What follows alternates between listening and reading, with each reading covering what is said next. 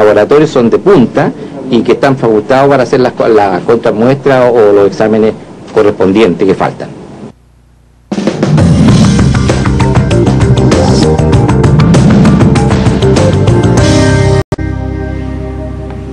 El gobierno entregó los resultados de los talleres ciudadanos y reuniones sectoriales hechos para la actualización del plan de prevención y descontaminación atmosférica de la región metropolitana. Los vecinos aseguran que los principales culpables de la congestión es la gran cantidad de vehículos, la calefacción a leña y las industrias. Bueno, vamos a conocer más detalles. Para eso nos acompaña el director del Centro de Sustentabilidad de la UNAV, Cristóbal Galván. Gracias, Cristóbal, por acompañarnos. ¿Cómo estás? Bien, gracias. Nosotros habituamos y veíamos, revisábamos el archivo, conversar contigo cuando estamos en periodos de emergencia, de preemergencia. Hoy que estamos en esta temporada de verano, donde tenemos esta pequeña ventana, sí, es un buen momento para poder hacer un análisis respecto a cómo se llevan adelante las políticas públicas para evitar esta tremenda descontaminación. Sí. ¿Cómo lo ves tú? Bueno, a ver, aparte de las fuentes, que son el origen de la contaminación, y ahí tenemos fuentes fijas y fuentes móviles. Dentro de las fijas estaría la industria, estaría la quema de leña residencial, y dentro de las móviles estarían los autos, ¿vale? Pero también tenemos que tener en cuenta que todas estas fuentes no están operando continuamente, es decir, los autos no están funcionando durante todo el día, sino que tienen sus horas pico y tienen esa influencia durante las horas pico. La quema de leña residencial, por ejemplo, en Santiago es un problema, aunque es un problema mucho más grave en el sur de Chile, por ejemplo, y también tiene sus horas, que son al principio del día para calentar los hogares y durante la noche también para calentar, porque es cuando la gente vuelve a la casa del trabajo.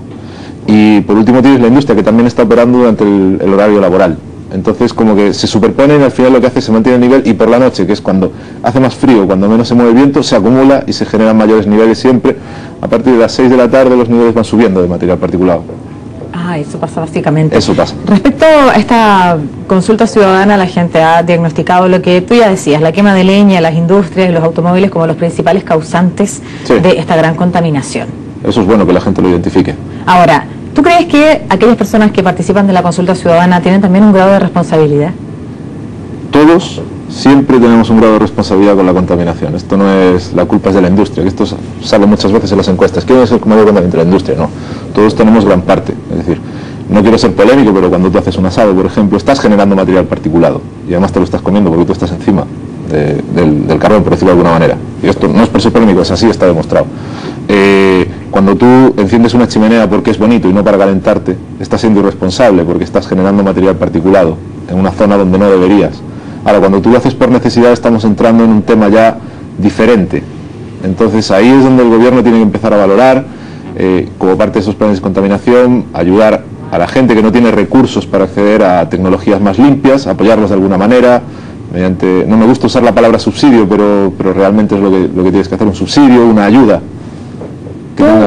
De estos talleres ciudadanos de los cuales estamos hablando, ¿tú has tenido acceso a los resultados? ¿Has participado de estos procesos? Yo no he podido participar, sí conozco cómo funcionan, porque yo pertenezco al grupo de los académicos, que nos llaman en marzo, cuando ya están acabando todo el proceso, espero ser reunido con todos, y el proceso funciona como una presentación del plan y una toma es como una conversación entre las autoridades y las diferentes mesas ciudadanas. A veces hay cabildos del aire, es decir, hay una serie de estructuras ciudadanas que funcionan bien, y además lo bueno que tiene es que la gente cada vez está más informada, gracias a los medios de comunicación que hacen esa labor, y gracias también a Internet, que es este gran informador que tenemos ahora, hoy en día.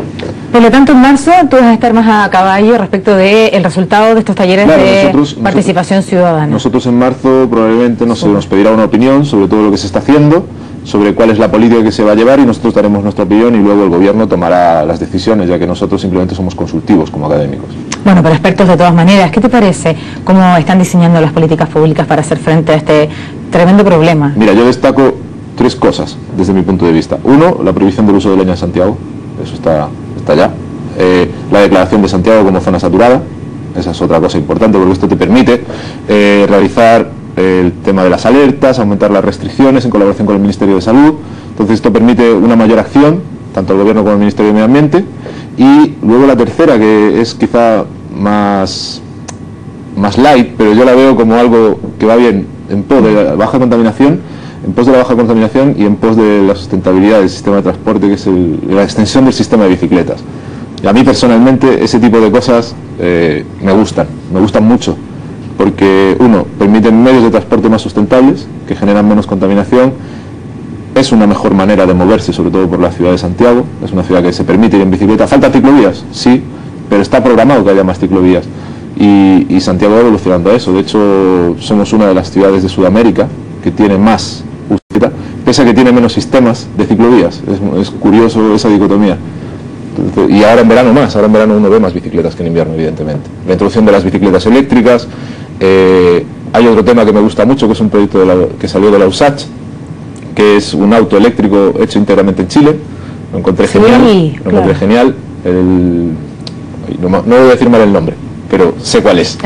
Y ese tipo de iniciativas van acorde con lo que se está programando, es decir, cómo podemos reducir la contaminación. Para mí, lo más importante es el sistema de bicicletas, fomentar el transporte público, mejorar el transporte público. Este es un tema bastante complicado y que viene ya de largo tiempo, pero si tú te vas a otras ciudades europeas, uno habla de un país desarrollado y sostenible cuando, por decirlo de alguna manera, el ABC1 no va en un Lexus, va en el autobús. Claro, pero es que ahí tenemos otro... Es otro tema también. Pero tenemos el espacio para poder conversarlo, además, Cristóbal, porque cuando nosotros pensamos en cómo diseñamos la ciudad, tenemos que pensar en todos los puntos de vista. Tenemos que pensar en una ciudad que tiende al sedentarismo, que tienda a el poder usar un auto por persona, igual trayecto, y donde finalmente tenemos una ciudad completamente colapsada y donde la congestión vehicular, además de provocar esta tremenda incomodidad, también genera un costo en la calidad de vida para aquellas personas que tienen que trasladarse. Si pudiéramos hacer uso eficiente del sistema de transporte público, este problema estaría solucionado y con todos los otros beneficios que por lo demás acarrea. O sea, está contemplado. Yo, por ejemplo, hablo con estudiantes míos a los que yo les doy clase a la carrera y hay algunos que tardan entre 1 hora y 1 hora y media en llegar a la clase. Y eso supone ida y vuelta, eso son 3 horas al día que está perdiendo de su vida. Y las está perdiendo. Y es porque el sistema de transporte no está bien y porque si lo hace en auto va a tardar casi lo mismo, porque está colapsado el sistema. Y por ejemplo, hay zonas de Santiago donde si tú tienes que moverte de una punta a otra, puedes estar 2 horas, 2 horas y media, pues tranquilamente. Y esto tiene que cambiar. Hay que, claro, planificar una ciudad tan grande como Santiago, ya tal y como está ahora, que es una ciudad ya, para mí es una de las ciudades más grandes que conozco. En España no hay ciudades tan grandes. Madrid no es tan grande, por poner un ejemplo. Y sin embargo, la planificación ya está hecha, ya se hizo. La ciudad ha ido creciendo. Entonces, no ha crecido de la manera que debería haber crecido. Se está concentrando mucha población, el trabajo está concentrado en un sitio muy concreto, las vías de transporte rápidas, entre comillas, como la Costanera, todo este tipo de vías, no están adaptadas para un parque automotriz que va creciendo año a año. Porque ahora, por ejemplo, estamos entrando en un periodo que dicen que no se venden autos de primera mano, pero los de segunda mano se están vendiendo, el auto usado. Entonces, el parque automotriz no deja de crecer, no deja de crecer. Y eso se debe tener en cuenta con la ampliación de autovías también, mejorar el transporte. Es decir, hay una serie de puntos y realmente lo difícil de este asunto para mí es que tienes que poner de acuerdo a mucha gente de diferentes aspectos. Donde tú en la mesa de académicos esta que nos consulta el gobierno tenemos gente que trabaja desde salud pública, gente que trabaja en caracterización química, tenemos arquitectos, tenemos planificadores, es decir, es un grupo de trabajo muy heterogéneo pero a la vez funciona muy bien.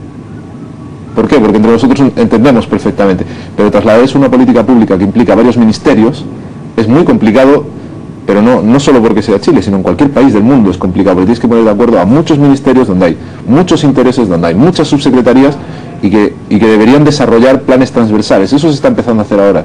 A mí sí me consta que, por ejemplo, entre Medio Ambiente y Salud Pública se está trabajando mucho, Salud Pública, el Ministerio de Salud, se está trabajando mucho entre ellos. De hecho, se demostró durante el año pasado en el sur, con lo de las alertas ambientales, que se pusieron de acuerdo para poder llevarlas a cabo y hacerlas cuando correspondía. Y también se está empezando a trabajar con el Ministerio de Obras Públicas, se está pensando en introducir autobuses eléctricos. Me encuentro una medida genial, pero requiere una gran inversión. Sin duda. Sin duda. Es decir, hay que poner de acuerdo a mucha gente y a muchos sectores. La última pregunta que quisiera plantear, y lo he dicho en esta temporada donde tenemos esta pequeña ventana, y donde podemos mirar y decir, bueno, ¿cuál va a ser mi aporte como ciudadano, como habitante de la ciudad, para aportar en este proceso de contaminación? Porque pareciera que si yo hago un asado más, un asado menos, poco importa. Y la verdad que tiene sentido. Y especialmente cuando tú hablas de poder entender que hay formas de transporte que pueden ser eficientes para la ciudad, incluso también para mí, como la bicicleta. Sí. Por un lado, siempre tratar de moverte transporte público. Para mí esto es vital. Si tienes que usar el auto, tienes que coordinarte con tus compañeros de trabajo. Yo, por ejemplo, donde yo vivo, me coordino con 1 o 2 personas a veces, cuando podemos, porque también cada uno tiene sus horarios, pero siempre que podemos tratamos de movernos juntos. Mismo ahora, toda la gente se va los fines de semana a la playa, hay muchos que nos hemos quedado trabajando mientras nuestra familia está en la playa, en vez de ir cada uno en su auto, vamos 4 en 1. Por poner un ejemplo, son determinadas pequeñas acciones que suman. Otro lado también, claro, comentábamos de los asados. A mí me entrevistaron cuando fue el Mundial de Fútbol, sí. No sé si te acuerdas las declaraciones de Orrego. Y claro, uno no hace nada, pero cuando empezamos a multiplicar por la cantidad de gente, los números cuadraban. Y de hecho yo, cuando me preguntan, no, aquí están los números, estos son los cálculos, estas son las estimaciones.